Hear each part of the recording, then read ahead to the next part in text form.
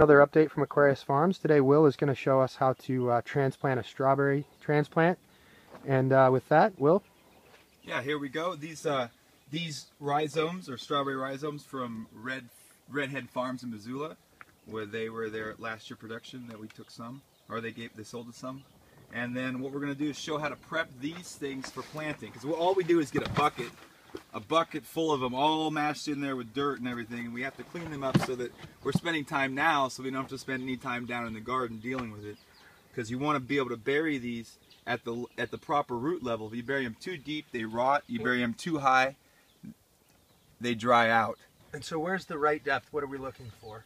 We're looking at basically where it would have naturally been in the ground, which definitely where the roots are would be below ground, and basically where the white foliage starts. Yes, it would be at the ground level. So the white part level with the ground, and that's part of why we're cleaning them, right? Is so it's easier for us to see that? Yep, easier to see that and easier to plant.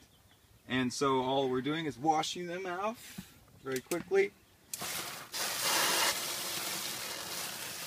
And I'm just, my method is to generally just wash a bunch of them at a time over this bucket.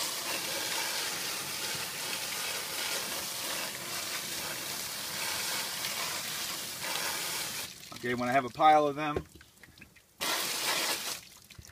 the next stage is we're putting them in just a tray here.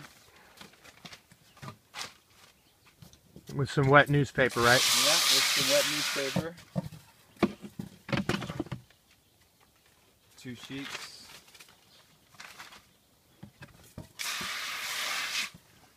Okay, and this stage moves back here. I've been just doing this. Nice and comfortable.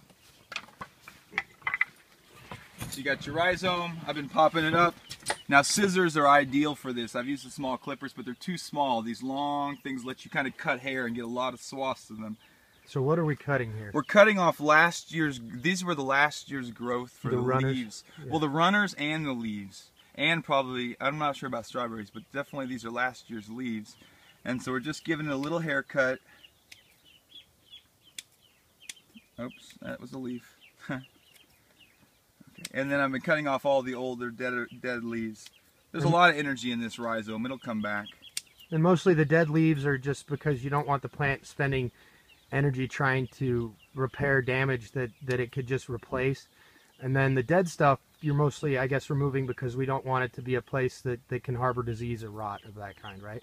Yeah, I think it's more just aesthetic. It's also easier to see where the ground is. That's really, and it's also these big hairy things hanging off. We don't need those to deal with while we're planting. And then I'm just lining them out here, you know, one at a time. You can get the rhythm in. It's just a little haircut. You can get to what you're seeing pretty easily, and then you're off and running. You just start piling them up in there, and then cover them with wet newspaper again, weigh it down, and then you want to get it in the ground as soon as possible, especially on a day like today where it's nice and gloomy and rainy. I mean, my mentor says if the plants aren't miserable, no, if you're not miserable, the plants are. So, for planting things. All right. So that's Will from Aquarius Farms. Thanks very much.